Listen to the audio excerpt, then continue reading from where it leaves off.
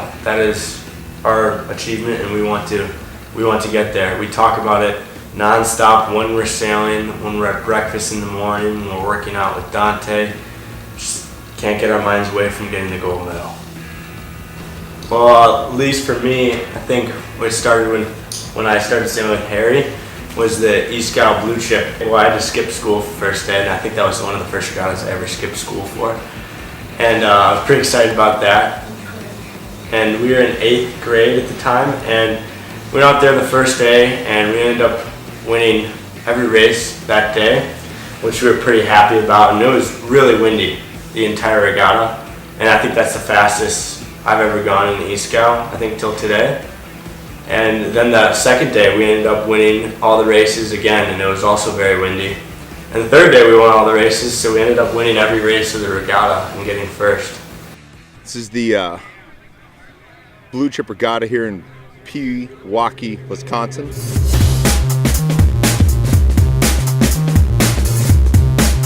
This is it. This is our 49th year. We've been doing this for a long time. We're honored this year to have Jimmy Spithill, who I think we're all in for a treat. I would expect that the mystery guests will be surprised about the caliber of a bunch of sailors on these, flat bottom boats. No doubt about it. Very tough competition, and we're really proud to be here with the best of the best this weekend.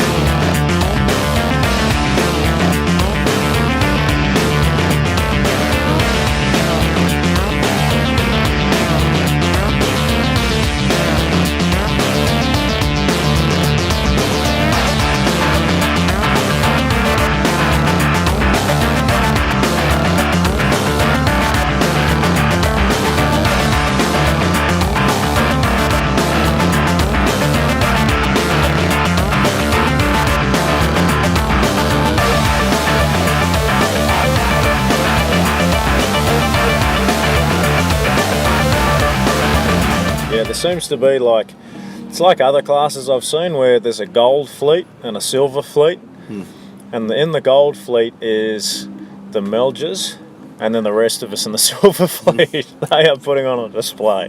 Yeah, a lot of fun. It was amazing racing. Great wind, a little out of control sometimes, but it's really fun. Well, I remember going downwind and we got up to 22 knots, which is really fun. We were flying. It was awesome. What's the bar walk? A little more hand. I was just sort of like, you know, just yelling out, just having the time of my life. I'm like, how good's this? You know, to be launching around this lake. No, I'm used to sort of sailing on the coast and the salt water, and you forget about how much sailing happens, you know, like inland America, on these great lakes, and how good a sailors they are.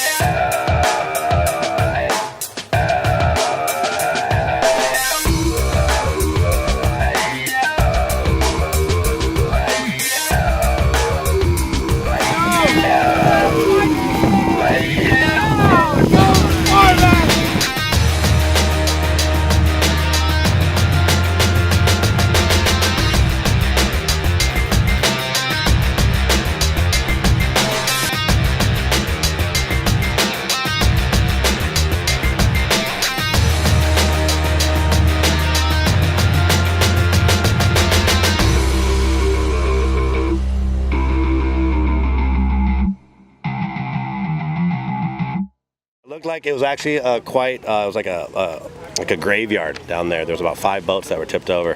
Did you guys catch that when you went by at about 20 knots? Yeah. We had to watch out for them. Yeah, a little on, focusing on stuff. Teamwork. Don't do anything stupid. Don't roll her over. Sail fast. So fast. You know, it was interesting. I was talking to the guys on my boat, and I was saying, geez, that young Harry's got some talent. You know, that guy can sail. And they said, oh, no, that's nothing. You should see him ski. He's a way better skier. So I guess the message I'll say is, Harry, please stick to skiing, mate. I'll tell you what, mate, I'm going to be out of a job. I'm not that great a skier. And I now get why there's so many damn good sailors from lakes after this, after getting beaten up out there.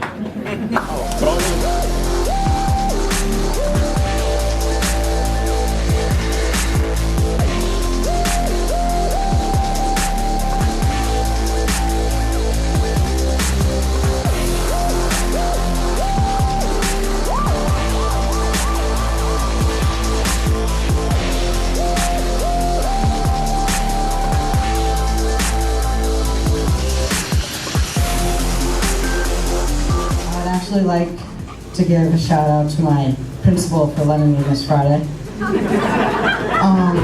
And to Jimmy, if you ever need a co-skipper on the catamarans, I'm here.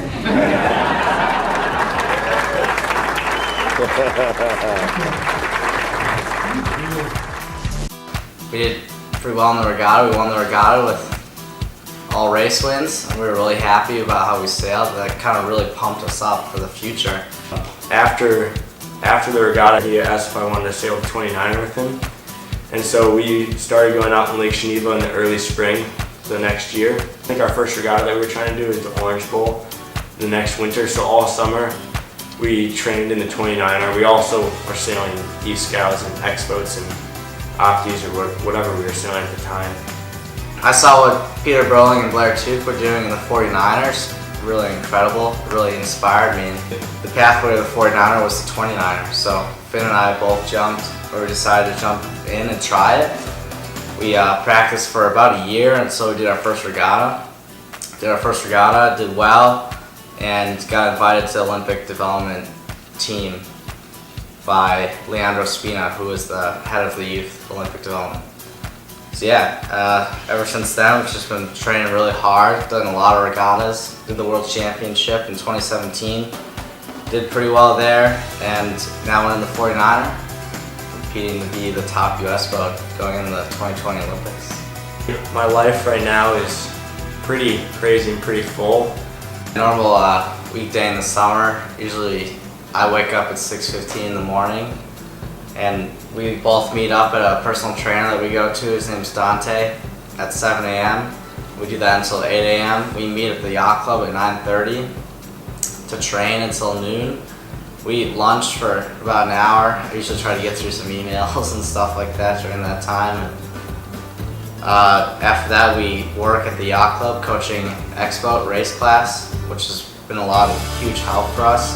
I mean, I've learned a lot from the kids, and I think it's great to get a different perspective. Then after X-boat race class, which ends at 4 p.m., we race any type of boat in the evening. On Tuesdays, we do A Scows, Wednesdays it's B Scows, Fridays it's Melges 24s, and we really like to do a lot of sailing, but not just in the 49er. We like to mix it up a lot.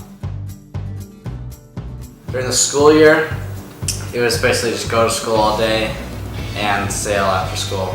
On Tuesdays and Thursdays, we'd work out from 7 p.m. to 8 p.m. and then go right to bed.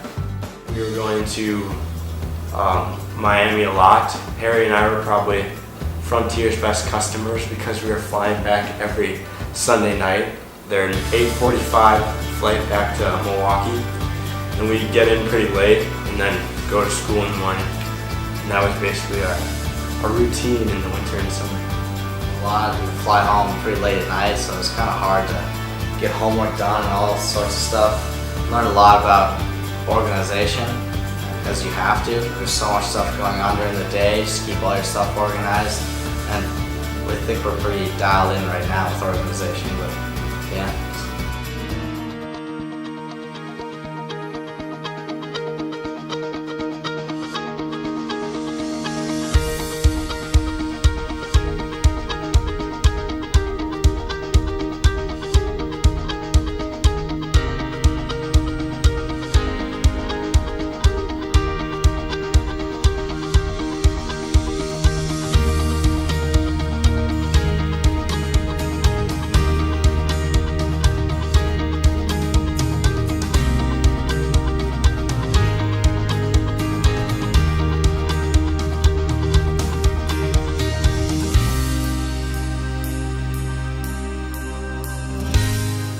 Well, I think the biggest thing right now that sets us apart from the other 49er sailor that we're racing against is that Harry and I are so much younger than them. Most of those guys are in college or like out of college, and Harry and I are still in high school, so we have to be at our high school, and I mean, we can't take that many online classes like you can in college. So time management is very important for us right now because we had this goal at such a young age. We've set ourselves up so we can graduate high school early, which is really going to help us to train for the 6 months before the games or before our qualifiers for the games. So yeah, we've had to take on a heavier class load, done a lot more work in order to graduate early, which has been a little bit of a challenge, but we've made it work.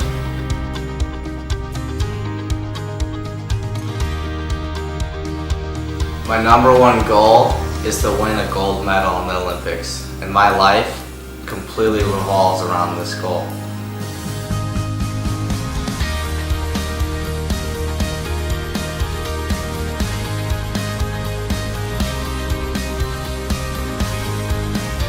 Some of our biggest competition is government funded, so their government gives them a lot of money and they pay for housing and food and their boats and their sails, and the U.S. sailing does not have that.